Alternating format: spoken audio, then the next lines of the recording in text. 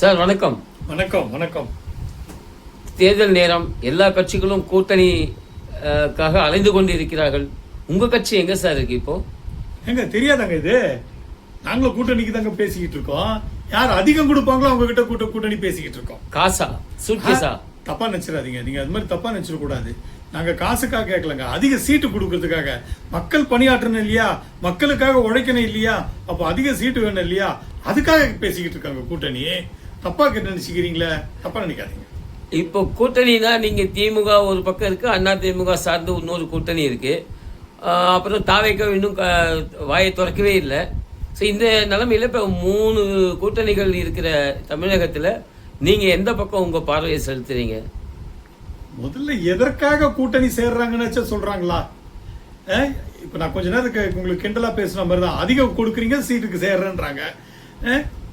பங்காளி சண்டைன்னு சொல்லுவோம், ஆனா கூட்டணி சேருவோம். ஊழல்வாதின்னு சொல்லுவோம், கூட்டணி சேருவோம். ஊழலை ஒழிப்போன்னு சொல்லுவோம், ஊழலை செய்துட்டு கூட்டணின்னு சொல்லுவோம்.